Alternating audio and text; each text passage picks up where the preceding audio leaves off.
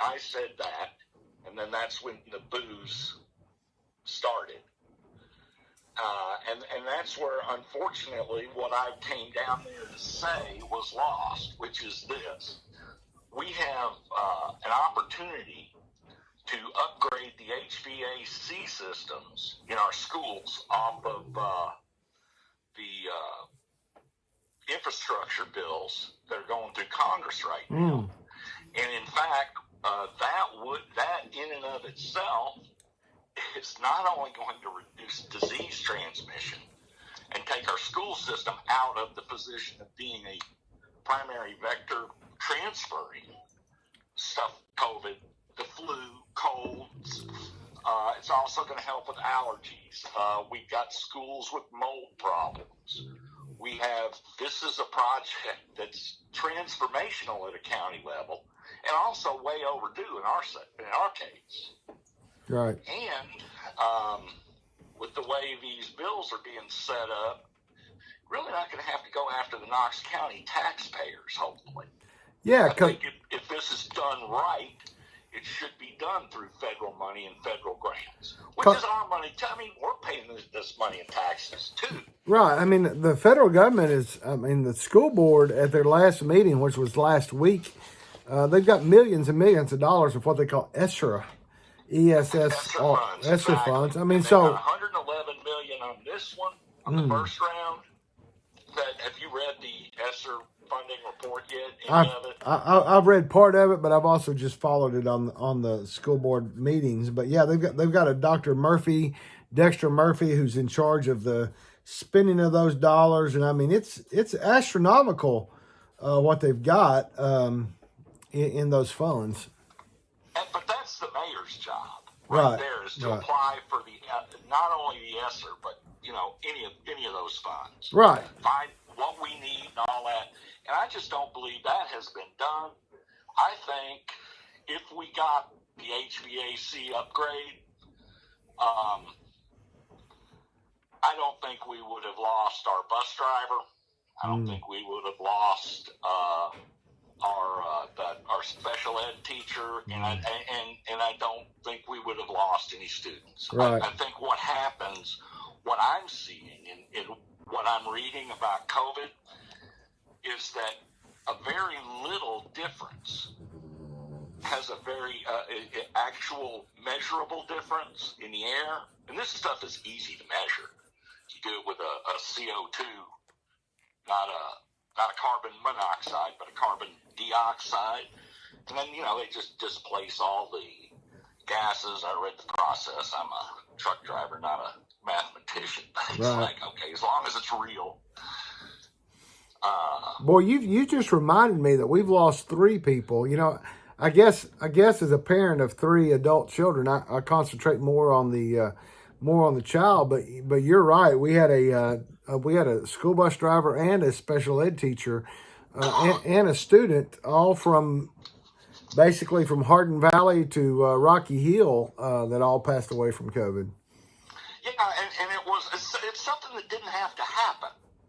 This happened because and I don't know how long you've lived here. I've lived here since 1968. I've been here since 1973. Mom and Dad were born and raised here, but I've been here since 73.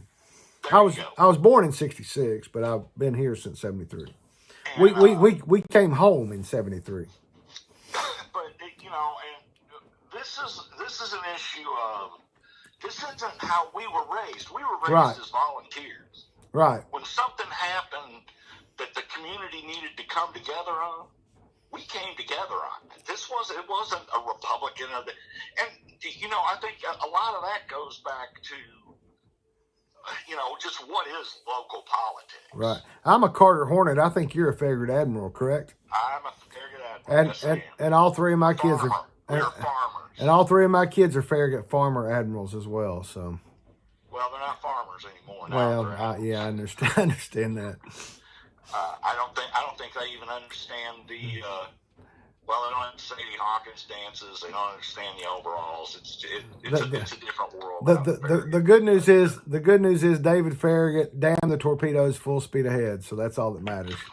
There you go. Anyway, go ahead. I didn't mean to interrupt you. Go ahead. No, that's okay. And the other thing, I guess I should throw this out too. Speaking of Carter Hornets, Uh-oh. well, this actually has more to do with East Knoxville than does West Knoxville because the county-owned available land is in East Knoxville, and the benefits will be more pronounced for Carter folks than they would Farragut. But what I'd like to do, I want to get the solar panels up in Midway and Eastbridge, along with the big batteries to store the power. And I'd also like to bring in some electrolysis machines to produce hydrogen for hydrogen cells. We're not going to get this stuff within 10 years. All the big rigs, tractor trailer producers will be online producing electric. That's all you're going to be able to get. GM, Tesla, Nikola, Ford, all the big rigs are going over. We got to fuel them. And if we want, and you know, our emergency equipment is also going to end up being all electric. So the idea is we're going to go ahead and get the fueling stations built. And if we have excess electricity, my view is it's going to be hard enough for a lot of these folks all over town to afford the transformation over to EVs. Give them the free excess electricity. Fuel them for free. Help make this transition. You know, it's funny that you mentioned Eastbridge. Back in about 89 or 90, I was writing a column. Didn't make any money for it, but I was writing a column for the local newspaper up there, East Knox County News. And I actually criticized Melissa Ziegler, who was then the Economic Community Development Director for then County Executive Dwight Kessel, for the fact that they weren't actively recruiting people to Eastbridge. And, you know, there's still vacant land here in 2020. Now, granted, they've got Lifetime, and they've got some people that have gone into Eastbridge, but, you know, that's just... Brian, I'm an ex-UPS driver. It's laughable. I ran that. That was on my route in 2020. Wow. I was just down there. I've been down there twice looking around. Well, it's... I probably ought to be out raising money, but actually what I spend most of my time doing is driving around looking at the county, trying to figure out what doesn't need to be done, then going back into the charter and figuring out what is and isn't the mayor's job. Right. So, but I was back down there. There hasn't been anything new built since 9/11 at Eastbridge. Wow. We have a couple of the buildings have different tenants. Yeah, because Lifetime took over an existing building. That's correct. Yeah, they took over, I believe, the old GE. Right. The old GE facility. Right. And then whoever had I thought the Dyken Drivetrain building, which is also being used by somebody else, that was a cool building. They would run water over the top of their roof to cool it. Wow. Just recycle the water. They'd put it underneath the ground, cool it back down, run it overneath. And so instead of having to air condition their factories, they drop the temperature 15 or 20 degrees just with that water system and fans. It's pretty interesting. Pretty cool. That's awesome.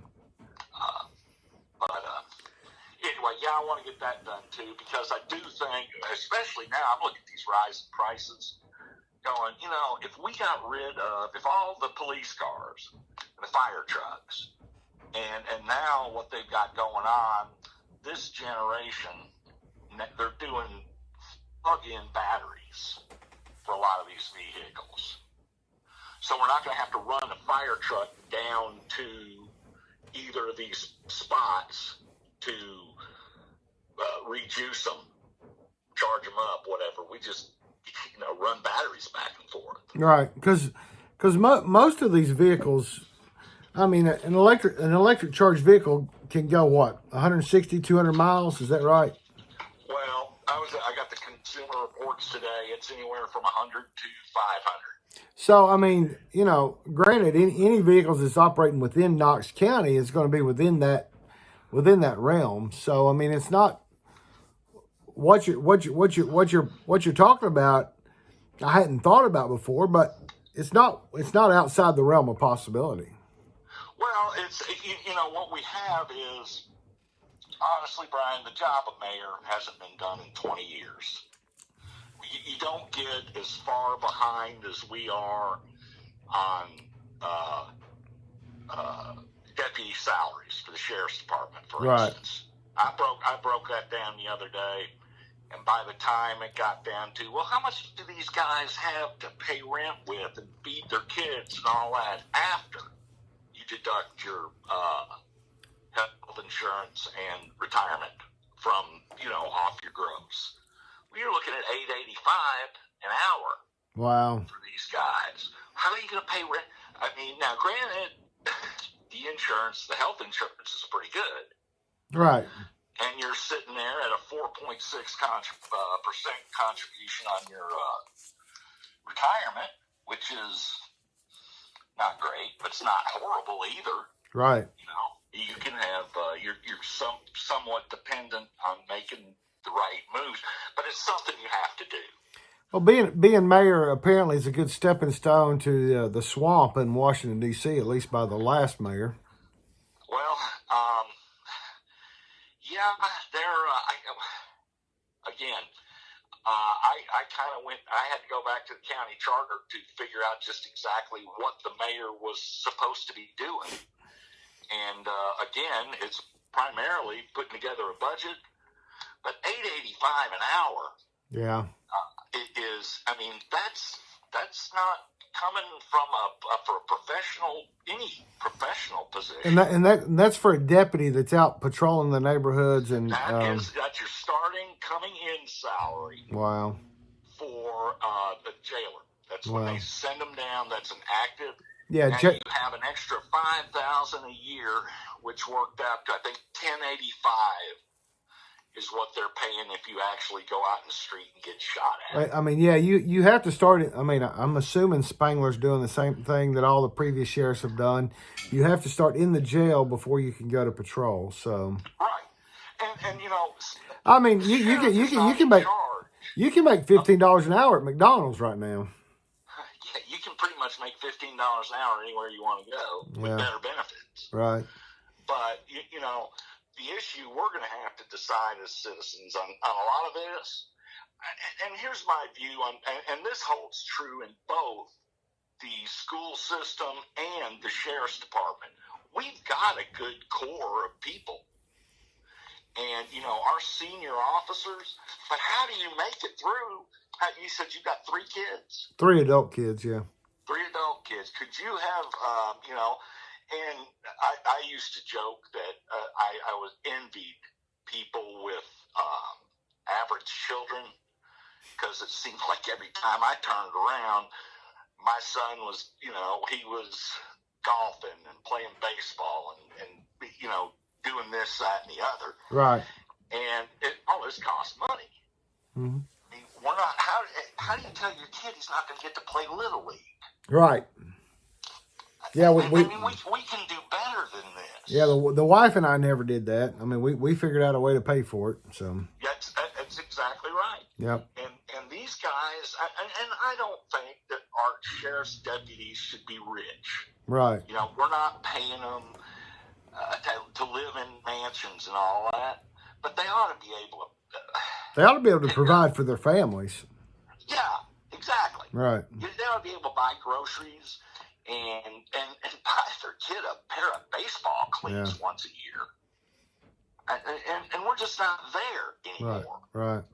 And we're not there, and again, it's tempting, especially when you're in an election. It's tempting to point at one person. It's all his fault. Right. We didn't get this far behind in 4 years. Right. It took us 20 years to get this far behind, and I don't anticipate a whole lot of people being real happy with me if I present an honest budget. Well, and I mean, I'm not advocating a property tax increase necessarily either, but I mean, we haven't had a property tax increase since 1999. Yeah, and the way our laws are written, they have to reduce your tax rate.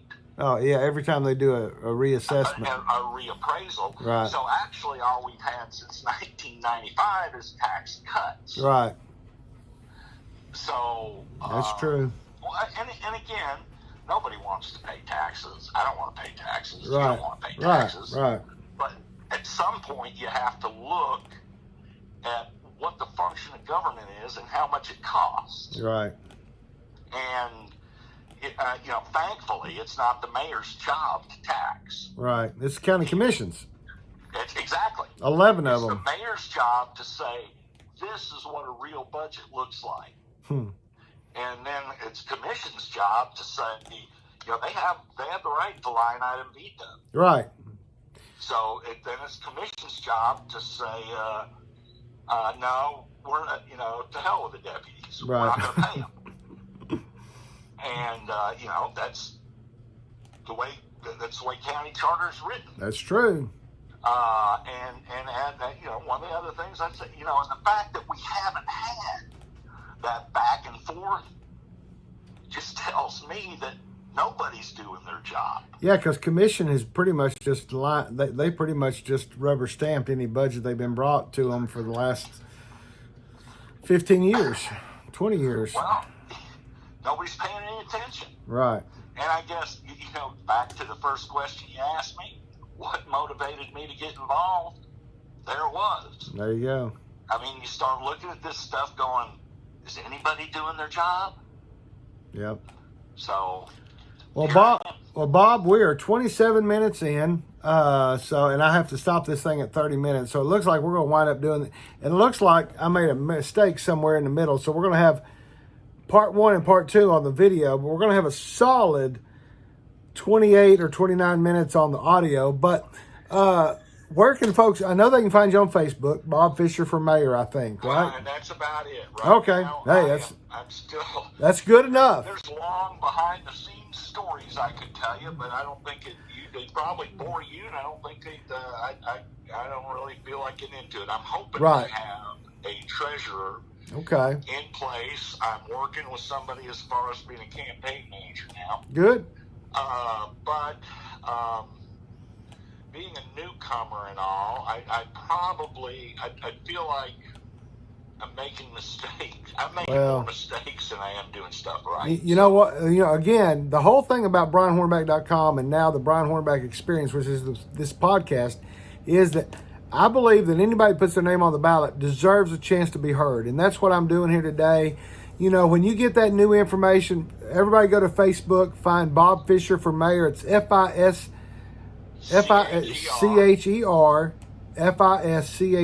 Bob Fischer for Mayor. You'll find him on Facebook. And then, Bob, when you get some of that other information, I will certainly pass it along to those that follow BrianHornback.com and the Brian Hornback Experience. And I will, I think we will definitely have you back because I think there's a lot of other things we need to talk about in the future. But I appreciate you joining us here on the Brian Hornback Experience. And everybody, tune in again real soon.